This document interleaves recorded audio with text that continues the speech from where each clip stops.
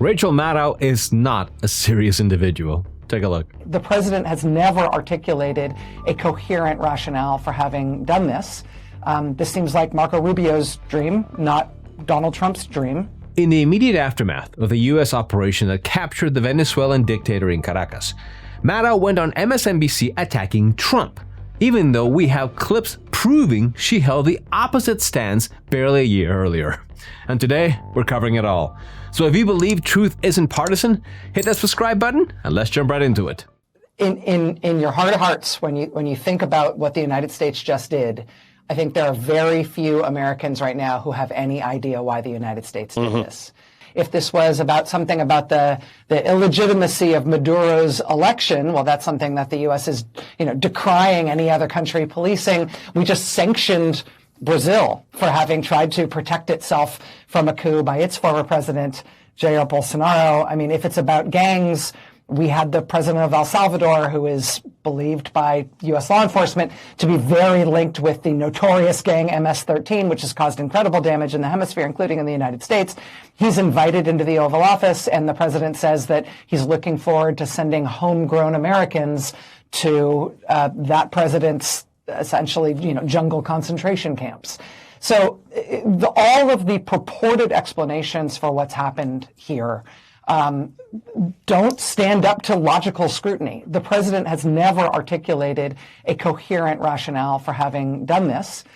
This seems like Marco Rubio's dream, not Donald Trump's dream. That's the geopolitical mastermind, Rachel Maddow, acting angry just because it was not her side that got Maduro.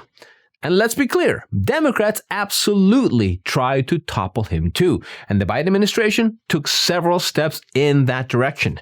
Back in March of 2020, the DOJ released a statement announcing charges against, quote, Maduro and other high-ranking Venezuelan officials, claiming they partnered with the FARC to use cocaine as a weapon to flood the United States. That same year, the State Department began offering a reward of up to $15 million for information leading to his arrest and or conviction, which was later raised to $25 million just days before Biden left office. Now, on top of that, Maduro was never recognized as legitimate. In 2021, the U.S. Embassy in Panama stated that, quote, the illegitimate regime staged fraudulent legislative elections in Venezuela, and instead recognized Juan Guaidó as the rightful leader. What makes it even more ironic is that Maddow herself sounded very different barely a year ago. So let's take a look at what she had to say. They not only admire each other's tactics, they copy each other's tactics. They support each other in doing those kinds of tactics whenever they can.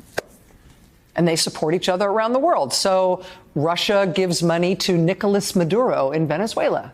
And Xi Jinping sends a love note to Kim Jong-un today on his country's birthday. Those are all very different kinds of countries, but they are all led by rulers who are all interested in staying in power for life and making sure that the people of those countries never rise up against the strongman form of leadership that keeps them under the boot.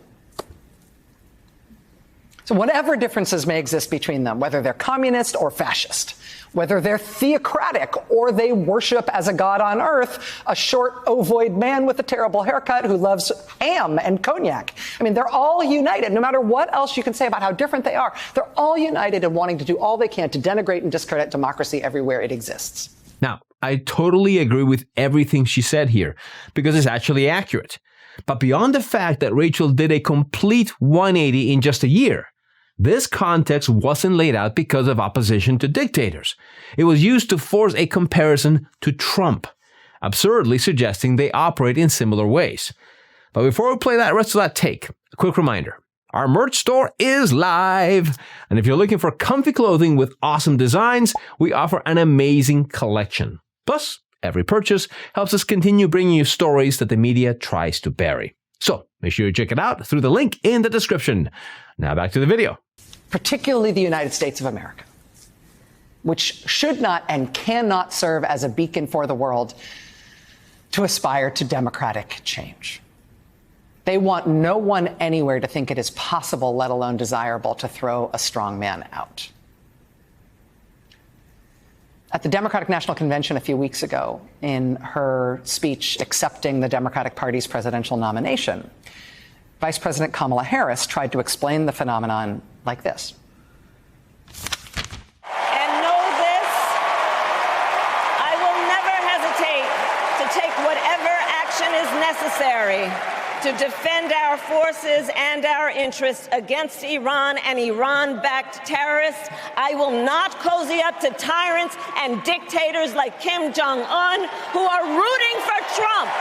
They know he is easy to manipulate with flattery and favors. They know Trump won't hold autocrats accountable because he wants to be an autocrat himself. Okay. Can you honestly imagine Kamala pulling off something like what you just saw? I mean, it's worth looking back at how the Biden administration handled similar situations, since Harris would have been more of the same. Iran is a good example, because after announcing additional sanctions, Bloomberg reported in 2023 that U.S. officials confirmed these were being lightly enforced. The result was predictable. Iran's oil revenue kept climbing, with estimates that the following year putting out nearly $100 billion. On top of that, Tehran received waivers tied to Iraqi electricity exports, unlocking access to roughly $10 billion in frozen funds. Then there's Russia. The shadow fleet continued to operate. Sanctions were unevenly enforced, and the administration avoided pressuring Europe over continued energy purchases routed through third world countries. It was a lot of tough talk with very little follow-through. Now, on the flip side, Fox's analysis brought a much clearer perspective to the table. So let's take a look at how they broke it down. And I look forward to the day, hopefully soon, that the Venezuelans will have self-determination. What an achievement by our military, another flawless operation. I think politically, Jillian, the American people are willing to see the military leveraged for overwhelming uses of power, for military strikes and missions like this, so long as they are discreet, limited, and not open-ended nation building. Here, for the Democrats, it's just bizarre. The Biden-Harris administration offered a $25 million reward leading to the capture and arrest of Nicolás Maduro. And now Democrats seem to be objecting to, and the DNC is fundraising off of, being angry about the arrest of Nicolás Maduro. It is completely incoherent and unserious. Exactly. For Venezuelans who actually lived under Maduro, seeing him finally face consequences was a moment of relief. And it's easy to understand why. Under his rule, hyperinflation wiped out savings, basic goods disappeared, and protests were crushed with force. As a result, people fled the country in massive numbers. Some estimates suggest roughly a quarter of Venezuela's total population has left in recent years. While the country's future is still uncertain, this was a moment of hope for many Venezuelans at home and abroad.